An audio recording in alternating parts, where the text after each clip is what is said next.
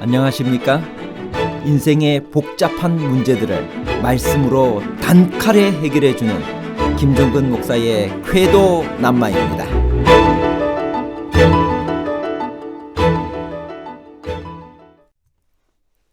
헛맹세를 하지 말라는 말씀은 이해가 가지만 신약 성경은 도무지 맹세하지 말라고 금하고 있습니다.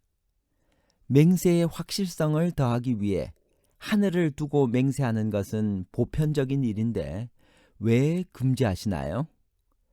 성경은 거짓 맹세가 아닌 참된 맹세는 허락하나요? 아니면 맹세 자체를 금지하나요?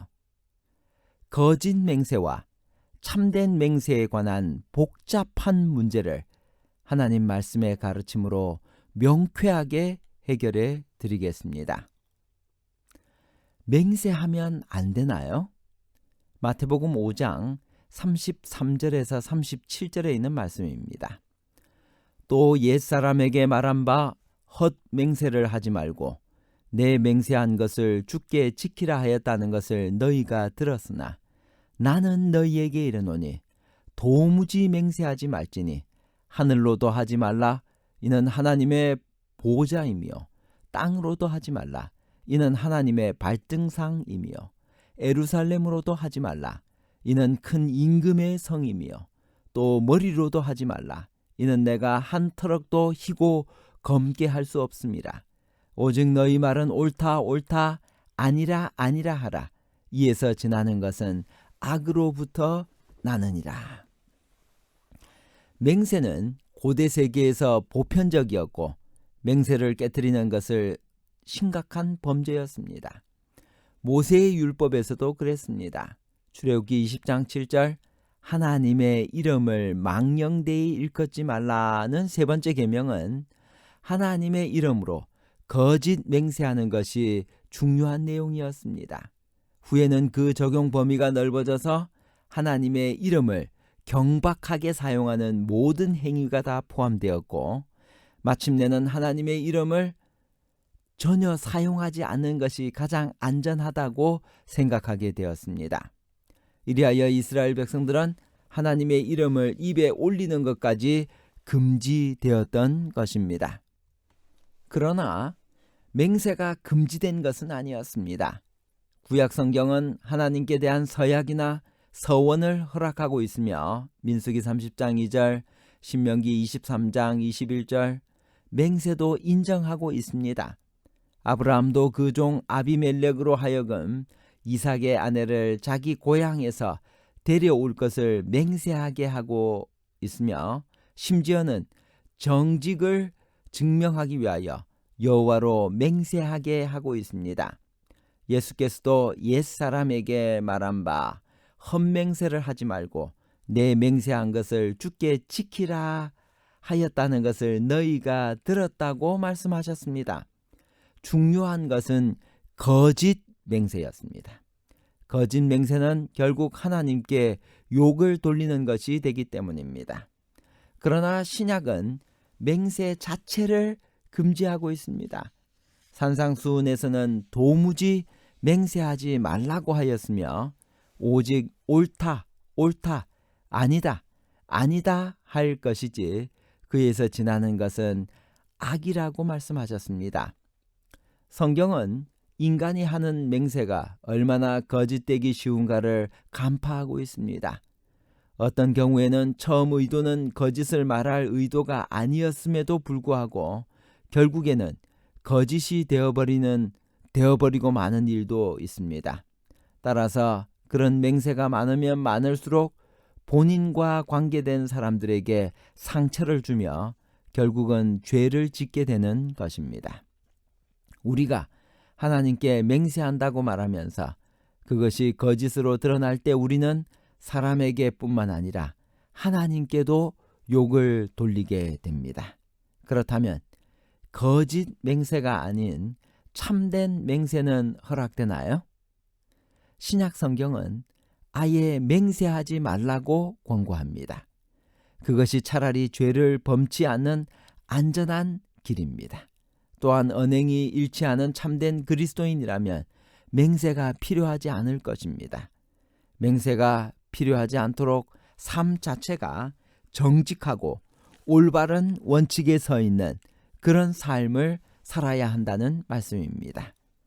맹세가 필요하다는 것은 그만큼 그 삶이 진실하지 못하다는 증거이기 때문입니다. 인간이 책임질 수 없는 약속이나 맹세를 하는 것은 무엇과 같나요? 하늘, 땅, 예루살렘, 사람의 머리는 유대인들에게는 어떤 것들이었나요? 마태복음 5장 34절에서 36절. 나는 너희에게 이르노니 도무지 맹세하지 말지니 하늘로도 하지 말라. 이는 하나님의 보좌이며 땅으로도 하지 말라.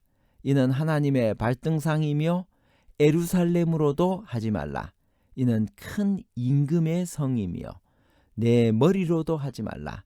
이는 내가 한 터럭도 희고 검게 할 수 없음이라. 맹세는 지켜야만 하는 것입니다. 장래를 알지 못하는 인간이 책임질 수 없는 약속을 하는 것은 속임수이고 거짓입니다. 하늘, 땅, 예루살렘, 사람의 머리는 유대인들에게는 모두 하나님과 관련된 신성한 것들이었습니다. 따라서 이것들을 두고 맹세한다는 것은 곧 하나님을 두고 맹세하는 것과 같이 참남된 일이었습니다. 산상보훈 66페이지에서 69페이지에서는 맹세에 관해 이렇게 말씀하고 있습니다. 마태복음 5장 34절을 이렇게 설명하셨습니다. 도무지 맹세하지 말지니. 이 명령이 주어진 이유는 다음과 같다. 하늘로도 말라. 이는 하나님의 보좌이며 땅으로도 말라. 이는 하나님의 발등상이며. 모든 것은 하나님께로부터 온다. 우리가 하나님에게서 받지 않는 것은 아무것도 없다.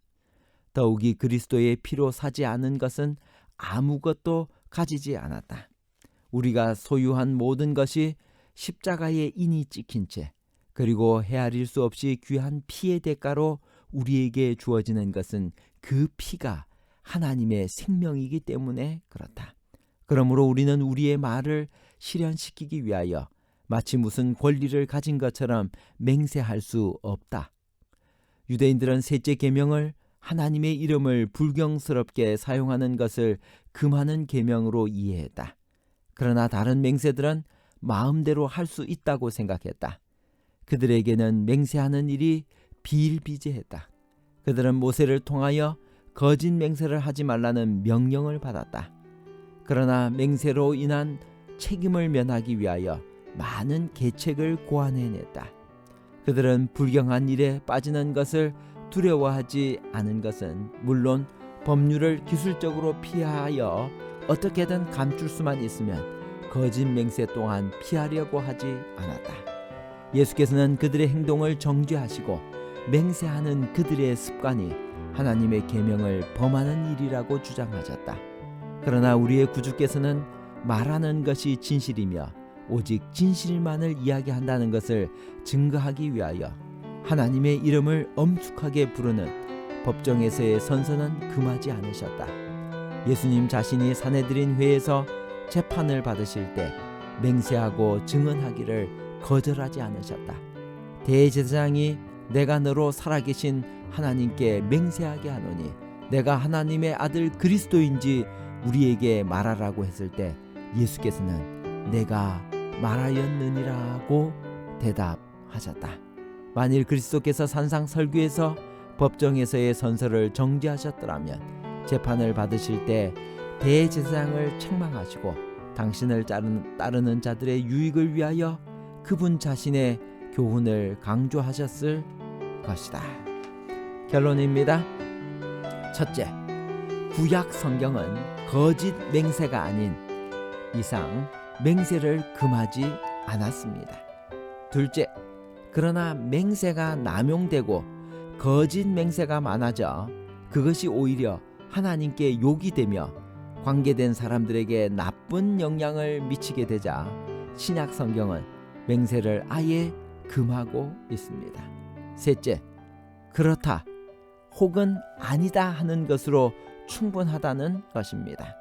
맹세를 해야만 믿을 수 있다는 것은 불신에서 나오는 것입니다. 그러므로 그리스도인은 맹세하지 않아야 합니다. 감사합니다.